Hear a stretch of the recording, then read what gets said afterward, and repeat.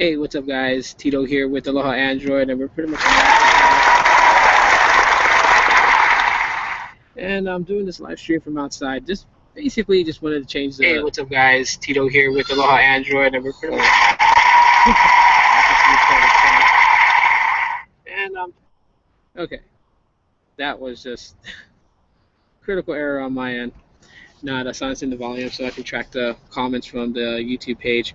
But anyways, talking a little bit about a mid-range device that's just recently coming out. It is known as the HTC Desire 10 Pro and 10 Lifestyle. Now, there's a bit of confusion when it comes to this because there were basically there was like posts that was being put up on the internet, and they kind of refer to the lifestyle specs and kind of mixed it up with the Pro. So there's actually two different Desire 10s. Couple of differences between the Pro and the lifestyle. The Pro having a more internal storage, more internal storage options. So there's a 32 and a 64 gigabyte model. On top of that, there's a 20 megapixel rear-facing camera on the Desire 10 Pro, as well as a 13 megapixel front-facing shooter. That's what I've read so far, but these are just rumored specs. For the lifestyle sports a 13 megapixel rear camera and a 5 megapixel front-facing shooter. Battery life is also different, as the Desire 10 Pro has a 3,000 milliamp hour battery, and the Desire 10 Lifestyle has a 2,700 milliamp hour battery. So, Rochelle Harris, hey Tito, hey, what's going on? So that's kind of like some of the differences between the two. Now, I don't know, like some people didn't like the HTC 10. They really kind of went on this whole spew about the 10 kind of looking like more of a like iPhone-ish type phone. And if people dislike the HTC 10, they're going to dislike the Desire 10 Pro and Lifestyle. The Real Tech Right. Hi, Tito. Hey, what's up? And the only reason for that is because it does, again, just kind of look like the iPhone.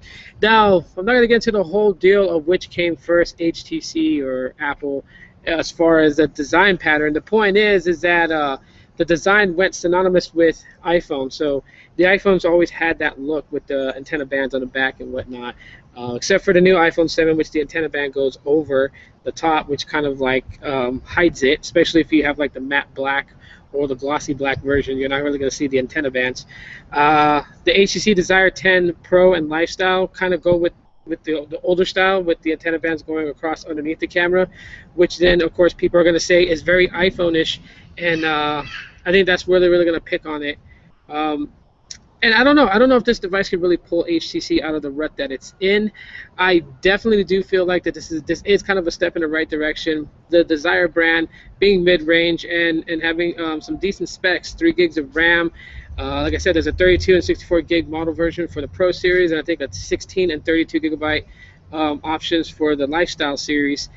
The cameras looks kind of nice, although again very iPhone-ish where it's placed and how the camera looks on the back, circular on the far left. So that might be something that people are going to find as a negative, or if you're very nitpicky about the design of your smartphone and how it looks, and yeah, that's something that's really gonna kind of bug you a little bit. But if you're just an average consumer who really doesn't care, I honestly think that you might find the device to be quite gorgeous. It actually looks pretty good. It comes in 4 different styles, so if people want to say that HTC and the Desire 10 is ripping off iPhone, technically they're not. It's kind of like a mixed collab, I guess you want to say. If the phone looks iPhone-ish to you, it's also going to kind of take a little bit away from Samsung as well, as there is a light blue, a dark blue, a black, and a silver color options for either device. So if, depending on what you like, you may find that to be something that you might want to check out. Now, I don't know if these devices are going to make their way to Boost Mobile, Cricket, or Metro, but I hope they do, because these would be great devices to have on those respective carriers.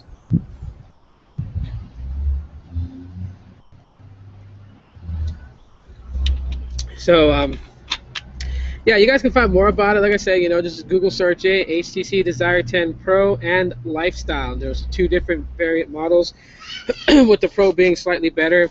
I'm truly wondering if the Pro's specs, as far as the camera, about it being 20 megapixel rear camera. I'm really wondering if that is it, because I've never really seen 20 megapixels on a mid-range device. Maybe on like a flagship device, but not on a mid-range. That's something that's quite interesting, and I really would love to find out, if it does have that. Excuse me. You get that air pocketed, in your chest from drinking a soda. But yeah, so kind of moving on a little bit from that, we're going to be discussing the Pixel, basically to launch October 4th. So not far away where we start seeing unboxings, first impressions, sorry, and reviews of the Pixel and the Pixel XL. This is kind of an exciting because it's now moving on to a new venture with Google. It's no longer really about Nexus. Some people are very distraught and a little bit upset about the name changeover, but I think with the direction that Google is going with their smartphone, it kind of warrants a change, because Nexus has always been like the base model for developers to optimize their applications with the latest version of Android to get it up and running. And technically the Nexus device was a developer's phone. It just became very popular with all the consumers, because the consumers wanting stock Android more over than anything that had like a skin over it, like HTC Sense or Samsung TouchWiz.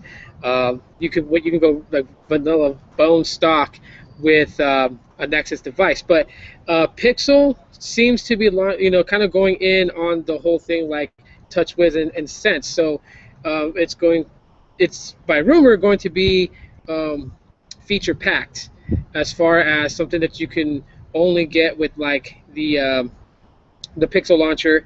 And if you put like a third-party launcher, it can remove some of the features that comes with the Pixel launcher. Obviously, they're kind of getting into that game of customizing and the UI experience being just a little bit more than stock Android.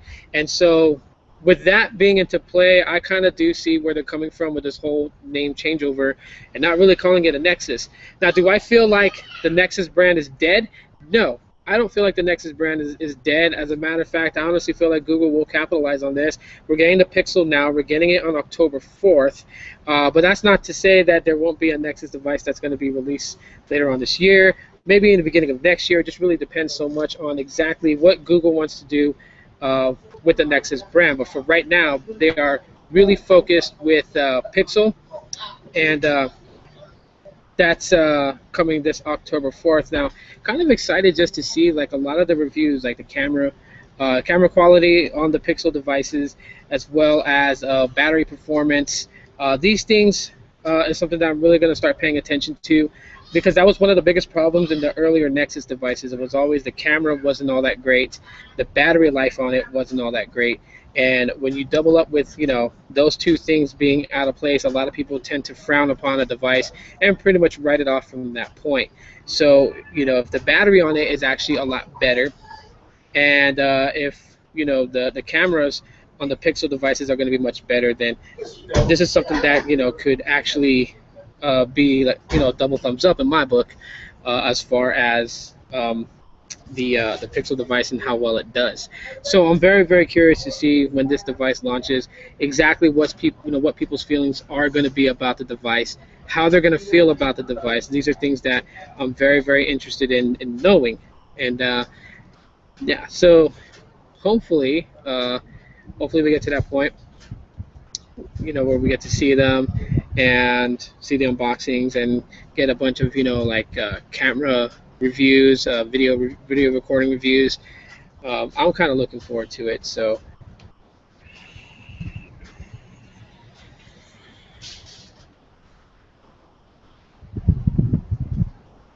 hi all watching this. Hi all watching this on my Action 7.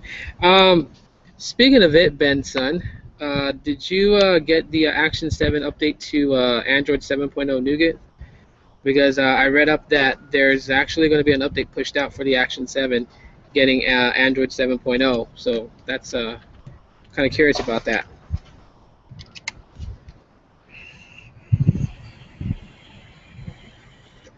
But anyways, so the iPhone 7 has been a little back and forth here with people, especially with the no 3.5 millimeter headphone jack for basically plugging in headphones. And I've seen a couple of videos where people are talking about exactly what it is that Apple is doing, or the reasons why they removed the headset jack. And quite honestly, it's all marketing, in my opinion. Very soon, not yet. They just upgraded to September Android security patches. Okay, cool. So you're just right on that edge. The next update should possibly be like the full OS update to 7.0. Right on, man. That's cool. But anyhow, so like the iPhone 7. I mean, like I said, like there's been tons of videos of people been talking about like why they removed the headset jack. They're like, I'm watching this on the ZT Grand X Max 2. Right on, real tech, right? But yeah, we can only speculate why they moved it. One of the big things that I think of why they did it is marketing. Apple is geniuses at marketing things. What better way to push wireless technology than to remove the one quintessential thing that requires a wire connection? I mean, sure, they have it where you have the Lightning port, earbuds, whatever they call it, AirPods. You have the Lightning port ones now where you plug it into the Lightning port, and there's been some weird stuff about it, about, oh, well, you can't charge your phone and listen to music at the same time. It's like, well, technically you can, you just can't charge your phone and listen to music privately, so you can't have your earbuds in and charge up. And they were like, well, how many people actually do that? But you know what, like the teen these days, I mean, they do that. They'll be on their phone listening to music for hours at a hand, and when the phone's dying, they don't want to stop their music. But yeah, they're gonna have to now, because the iPhone 7 requires AirPods to connect to the Lightning port, unless you go with their $160 AirPods, is what they call it. Little weird little earbuds that Apple's trying to sell off as like something revolutionary, which is just a Bluetooth earpiece, just Apple style. Or you can get Beats Solo 3s or any of the other third-party Bluetooth earbuds or headphones and use those connected. And like Apple is like pushing this whole revolution of going wireless, with what they did at their keynotes, showing pictures of like the olden day operators using a switch to connect phone calls and whatnot. I mean, I don't know.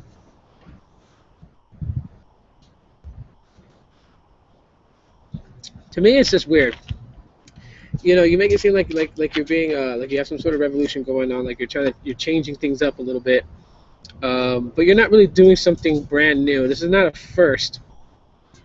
One thing about this phone is the QC 3.0 really works. I've plugged it since 1:03 p.m. and have gone from 23 to 53% in 20 minutes. Apple's pushing it to sell their own headphones. Yeah, definitely.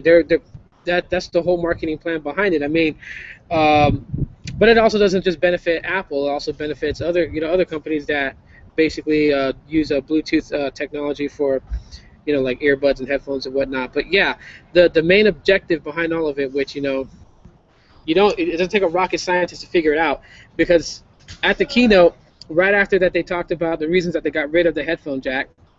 They went on to talk about the AirPods, and they went on to talk about the Beats Solo 3 and all the other products by Beats being released that relies on wireless connectivity. So by them doing that, it pretty much confirms it that basically that's the whole true intentions behind it. I mean, they can say, that it was to make space for a bigger battery and yada yada yada. And while those may be semi the reason, those weren't the full reason. The full reason was to move more product in.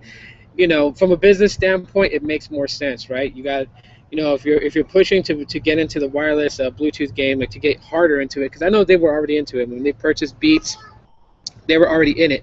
But to really kind of push, into it, it was like, well, they have a mass following of people who love their iPhones. So let's take away that headphone jack and force them, to go wireless, because no one's really gonna. I mean, I don't want to say no one, because there are different users out there, but most people are not gonna come to like the Lightning port earpods.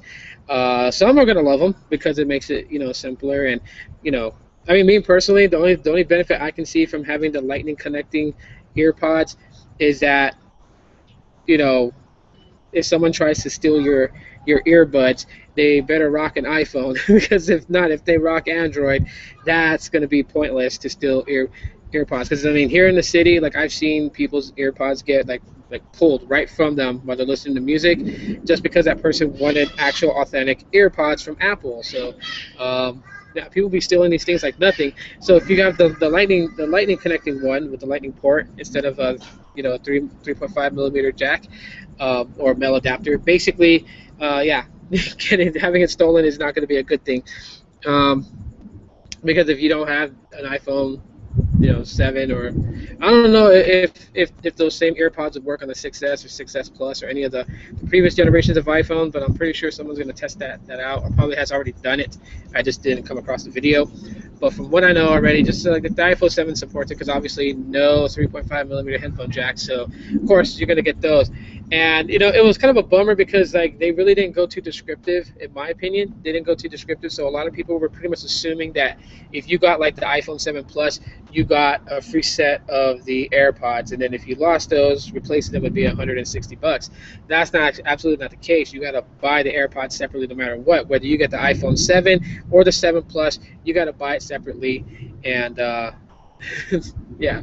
So I know some people that unboxed it and they weren't too happy. But I mean, what do you expect? You can't expect Apple to give something for free at that price, especially at that price. I mean, these things are $160, and already people are making all these different memes on social media about, what if you lose them because of how small they are. I mean, one, they don't have no wires to connect to one another, so basically they're just two earpieces, just free in the world, and you put them in your ear, and basically someone could just pull one and take one away, and you got only one left. I mean, yeah. So besides marketing, they're going to bank on a lot of people buying replacements because they lost theirs.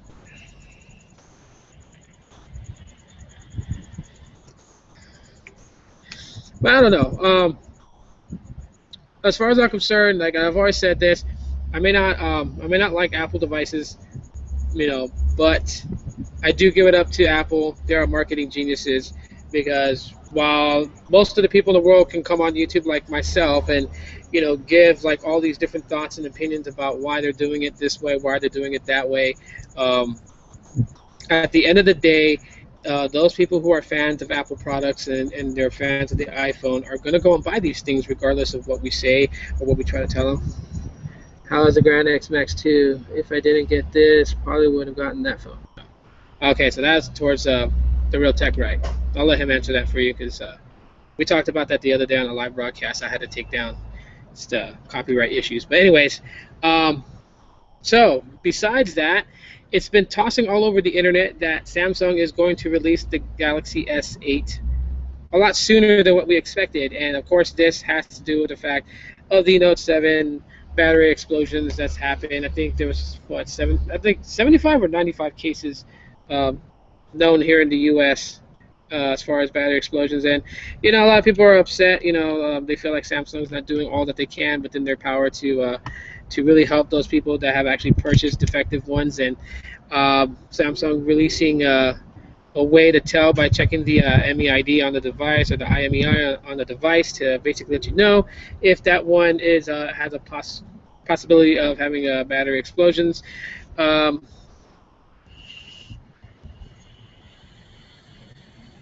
So because of that, basically, Samsung is considering moving up the release date, the launch date of the Galaxy S8. And I don't know if we're going to see an S8 and S8 Edge. Try saying that fast. But it looks like it. But one of the rumors about this is technically that the S8 and S8 Edge, I guess, both are going to have edge-to-edge display. So I guess you would say just calling it the S8 and the S8 Plus. I'm not sure what the naming schemes are going to be here, but I do know that this could be a good or bad sign for Samsung, and I'll tell you guys why. Um, we'll start with the bad here in a second.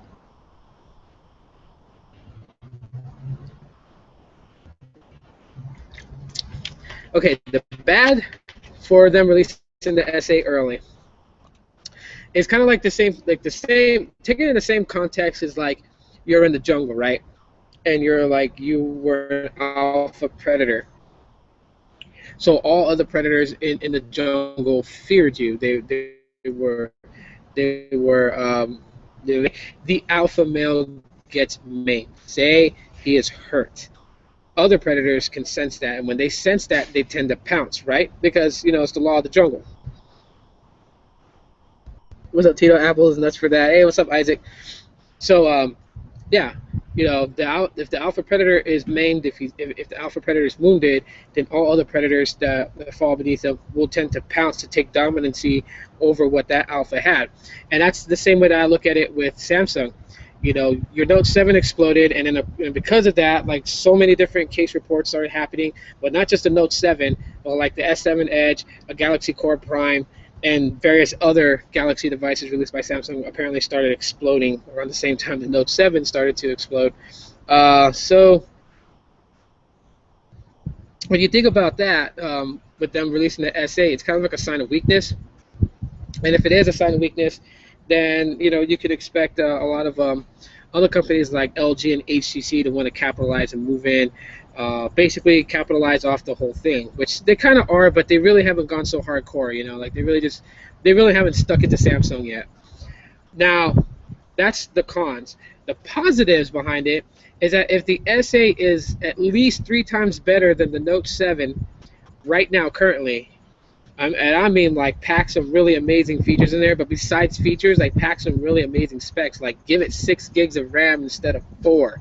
You know, there's just more things that they could do with it. Okay, the iris scanner is a good thing. Right now, people are looking at it as a gimmick, the same way they looked at facial recognition unlock as a gimmick, and the same way they looked at biometric reading as a gimmick.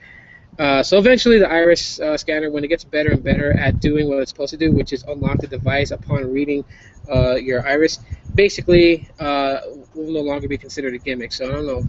You can keep that in the S8 or you can get rid of it. Samsung's choice. But I feel bad for what happened with Samsung phones. Yeah, I do too. But yeah, like I said, if they're going to go with the S8, if the S8, if they're going to actually put that out earlier than what they plan to, you better put enough specs in there to really not only just wow the consumers, but give the consumer something to really, really look forward to, which will then make it easier in their decision making to say, hey, I'll give Samsung another shot. Because with the whole Note 7 explosion, the exploding battery wasn't really the issue. It was the fear of knowing if you had one that would explode upon charging or didn't. And of course, like a lot of people said, most of the concerns was the fact that parents do let their kids play around with their smartphones, like they're like a young age, like 5 or 6 years old, which personally to me, I don't think a 5 or 6 year old should be on a smartphone. I think they need to be like out here playing at the playground or something, or playing with toys. But for a smartphone in a child's hand at that age, no, I don't think so. But who am I to say what people do with their children? But if they want to put their smartphone in the hands of a 5-year-old, yeah, you're going to live with that fear if you have a Note 7 thinking that it might explode, it could hurt your child. So I feel Samsung would be insane to do a Galaxy S8 Edge right now. Why would it, you mean just the S8 Edge, or do you mean like just the S8 in total? Because they're releasing the S8.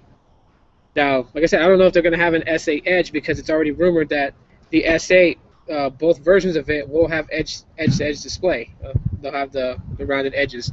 So there's no point of calling one an S8 Edge if both of them are going to have edge display. So might as well go with the normal C's of what everything else is going. An 8 and an 8 Plus, or or maybe like an 8 and an 8 Pro if they don't want to, sound too iPhone-ish. They could call one, like, maybe personally, like, the naming scheme something a little bit different. I would call it like the Galaxy S8, and then the bigger one would be like the S8 Elite. You know, that's just me. I would give it something totally different. Your videos are too advanced, and be a regular beginner YouTuber. You're doing stuff no one cares about. Okay. What do you mean by doing stuff no one cares about? Like, what do you mean?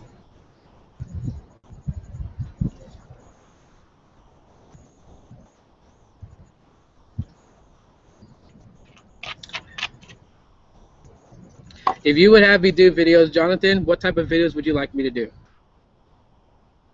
Out of curiosity.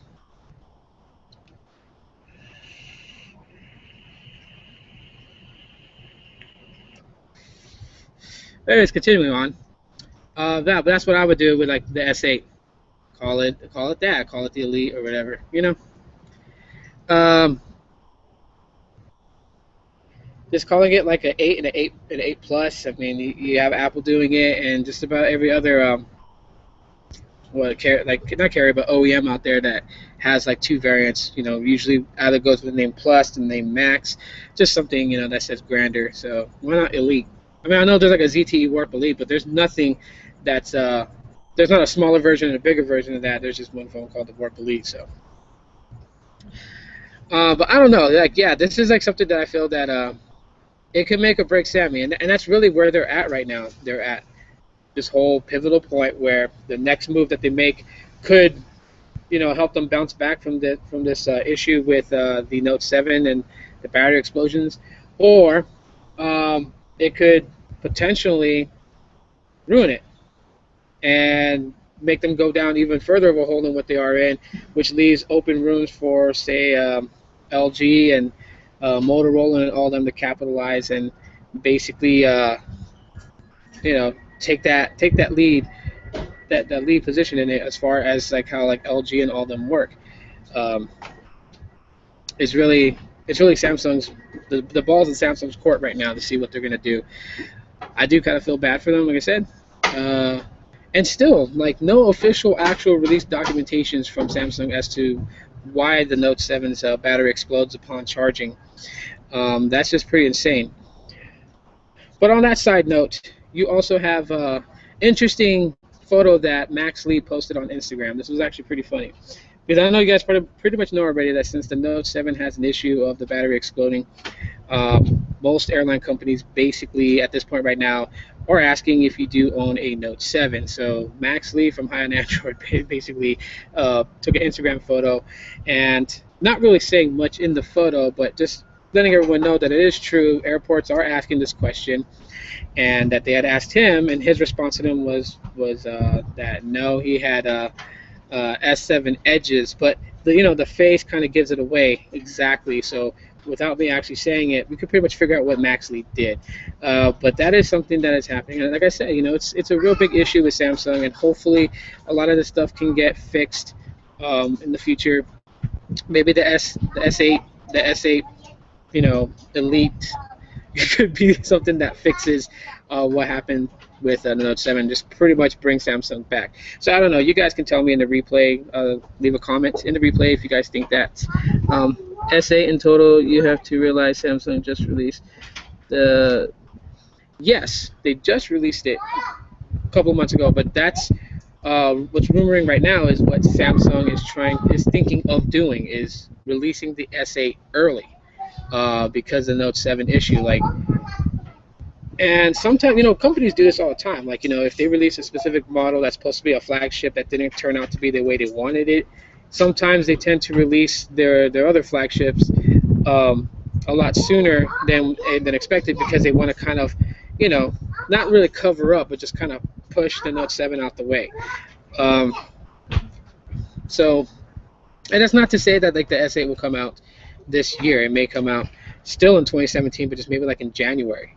Who knows? I mean, but like I said, this is all speculation. This is all rumor. Nothing has actually been put down, with the iron ink, basically saying that the S8 is actually going to release early. This is something that you know, it's just rumored. So you guys can read up more about it. Just pretty much Google search it, and yeah, you guys get more info on it. But I don't know. Like I said, it could be a make or break for Samsung. We'll just have to see how it goes. So if you guys enjoyed this, let me know by smashing that like button. If you guys watch the replay, leave a comment on what you think on all topics involved. Love to know your guys' thoughts and opinions about it. Again, thanks for hanging out with me on this live broadcast. My name is Tito. You guys are watching here on the Law at Android. Thanks so much for joining me. I'll see you guys in the next episode.